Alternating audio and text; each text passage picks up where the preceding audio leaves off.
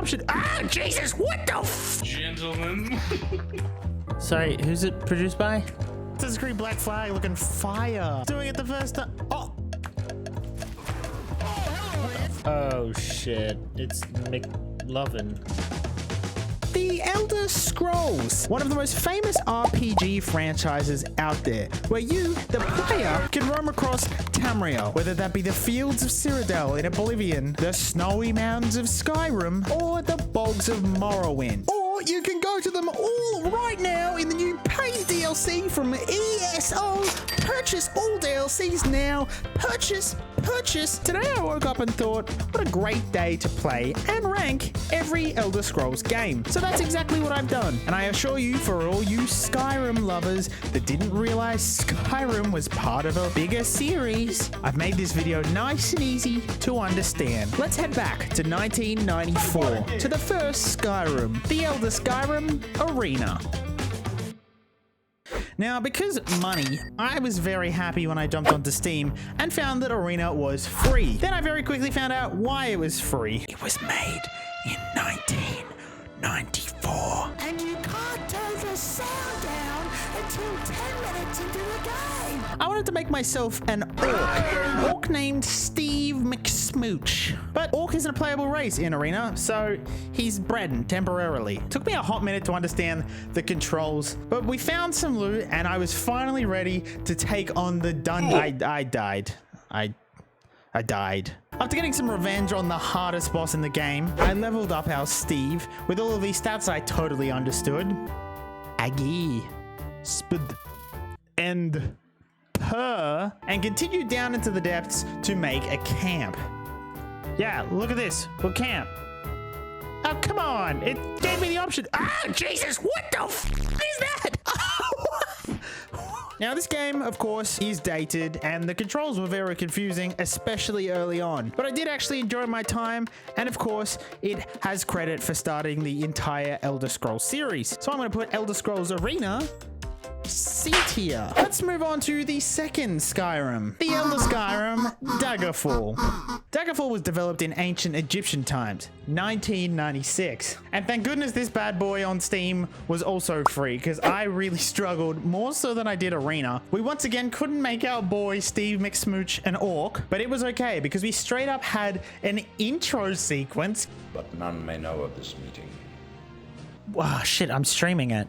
Now, my champion. He called me champion. Rest well this night. Sadly, when I arrived in the dungeon, there was like this 1996 white noise that was just straight up reminding me of the back rooms.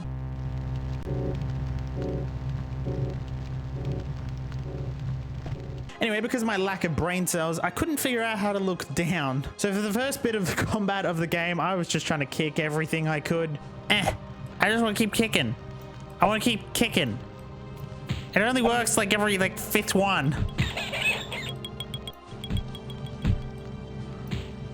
This ended up being the death of our beloved Steve McSmooch and the death of my patience for Daggerfall. So I'll admit there, I didn't spend heaps of time on this game. I was very impatient. I know there's a lot more to this game than what I experienced, but just out of what I played, I genuinely didn't have a great time in Daggerfall. I'm gonna put Daggerfall D tier. Elder Skyrim Battlespire was the first spin-off game of the series, and it came out in 1997. I was able to pick it up for $9 on Steam, which I kind of regret. This game didn't do well with the community back then, and it didn't do great with me now. And this was mainly because I couldn't even spell Steve's full name. What the hell is Steve McSmook? The intro was kind of cool. Damn, she is hot. And there was a hilarious character randomizer. It threw me off a lot when I went to encounter my first enemy and he turned around and started talking to me. What? Man flesh? It talks? What wants it? Huh? Wow, they're all friendly. Maybe this game's not as bad as they... I panicked when a literal alien attacked me, and I ran into the beam of Ra. The end. Battlespire was not really for me, if I'm being honest. It honestly just felt really weird, and I understand this is a dated game, but the whole layout of this bad boy was, well, bad. D tier. For me, it's a D. goodies. The Elder Scrolls Adventures Redguard, the Skyrim Redguard, was the second spin-off series back in 1998, and it also cost me $9. You play as Cyrus the Redguard and not Steve McSmooch, which I was a bit upset about, but at least we had the Cursed Avengers, like Captain Egg Sparrow, Dr. Evil McBad Guy, and of course, Schmlum. Now, the dialogue of this game was interesting. Yes, a doubtful notion it is. And the music was legitimately kind of decent, except it didn't seem to fit the tone of whatever scene you were in the game.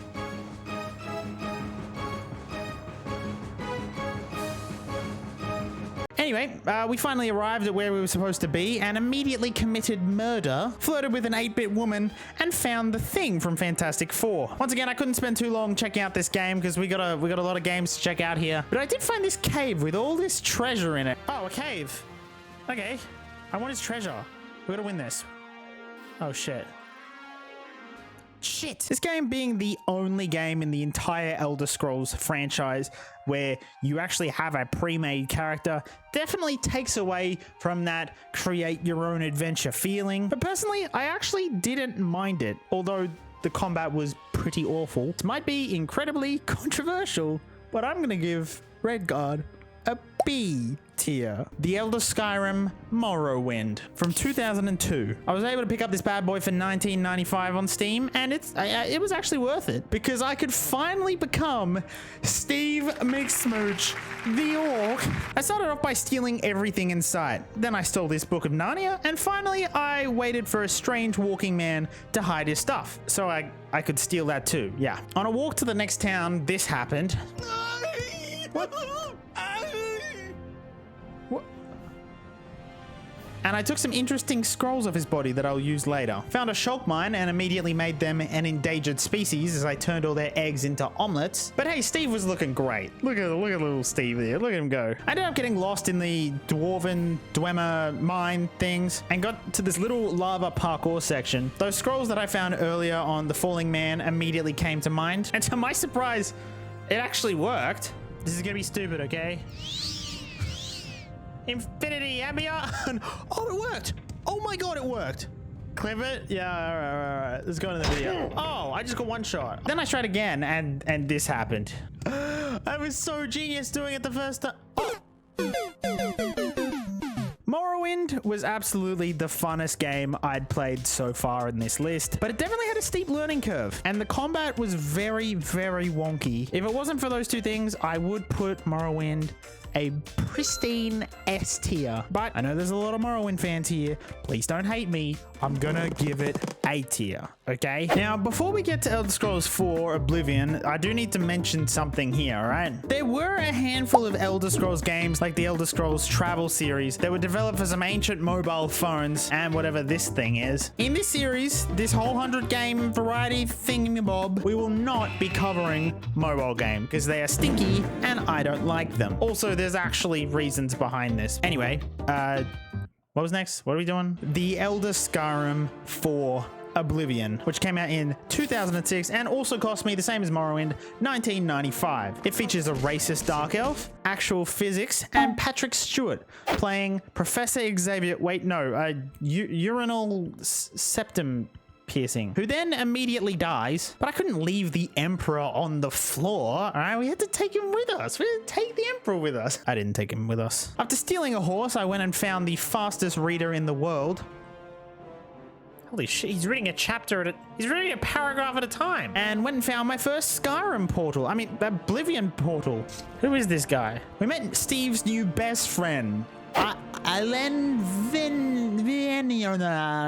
also known as Mr. Smugface, who kind of looks like Alec Baldwin a little bit. Wow. Isn't this romantic? He was the most heroic fighter the world had ever seen. But it's okay, because the power of quick saves in single player games, he was right back, ready in the action, ready to go. It's fine, all right? I left him behind this time. He can't die if I go and defeat all the enemies before he even gets close. Now we'll go grab him now that we've killed everyone. Anyway, I found Sean Bean, went back to the Imperial City, and had the time of my life in the arena. How is he speaking through a speaker? This game is the goddamn best. I loved everything about Oblivion, especially the questing. It just has such a giant world, but it still feels really full and fun and great. And I love it. I love this game. Yeah. It's an S tier for me.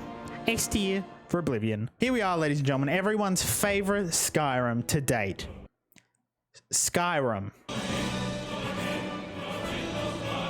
I had no idea what edition of Skyrim to purchase, as there's so many, like the Anniversary Edition, the VR Edition, the Addition Edition, and of course the Subtraction Multiplication Edition. I ended up picking the Special Edition on Steam for $13. Anyway, at this rate, there's been a million Skyrim playthroughs. You've seen it all since its launch in 2011. So I decided to spice things up a little bit and get the boys on using the Skyrim Together mod, which allows you to play Skyrim together. This did come with a few hilarious setbacks though, like a bug that took all the NPCs' clothes off and another bug spawning 3 times the amount of NPCs for everything we did. After the boys were done murdering me just a few times.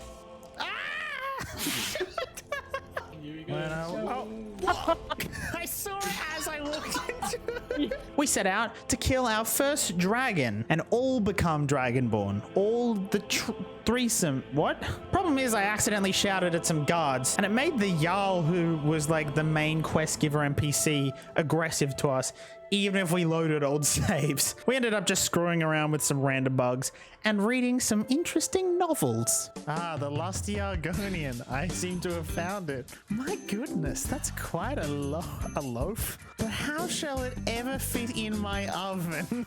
I swear to everyone loves Skyrim, and don't worry, so do I. Skyrim's also going S tier, okay? Of course. Oh my god, what a plot twist. Skyrim's S tier, holy crap. Although, I personally did enjoy Oblivion better. I know. Bit of a old unique opinion over here. Look at this guy. Look out. Whoa. Elder Skyrim Online, also known as ESO, has been Bethesda's money bag since it came out in 2014, as it's got about 1 million ways to spend real money in-game, like a subscription service, a store. I still had to pay $30 for it on Steam, and it's got its very own, not at all suspicious, in-game crate system. All right, I'll buy one more, you bloody convincing cat. Yeah. This one recommends that you purchase a... Steve was looking mighty fine in ESO. He had ladies chasing after him all the time. He was so popular, in fact, that viral memes started getting made about him. Anyway, I gathered my friend Gandalf the Stinky, and we headed to where we started Morrowind, Vardenfell, but very quickly got distracted by my beautiful Twitch chat gifting me those in-game crates. I got very lucky with these crates because we kept getting great loot that we were able to explore Steve's feminine side just a little bit more. Costumes, here we go. Yes.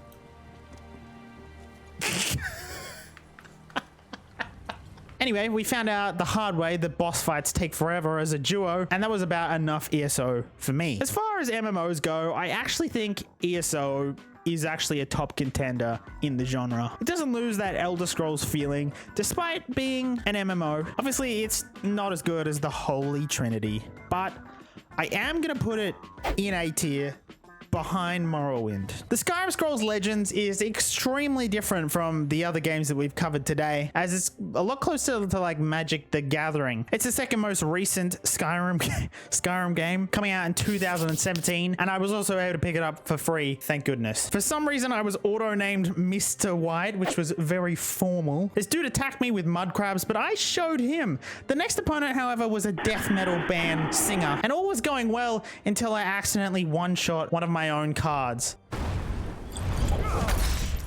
That wasn't a bit for the video. I actually did that. I thought it was a power up. This may be a bit biased because I just don't really like card games that much. I'm not a freaking nerd, okay? Feels like this game was kind of an unnecessary one. It seems like they were just kind of juice that milk money out of the Elder Scrolls franchise just a little bit more. I am going to go ahead and put Legends down there.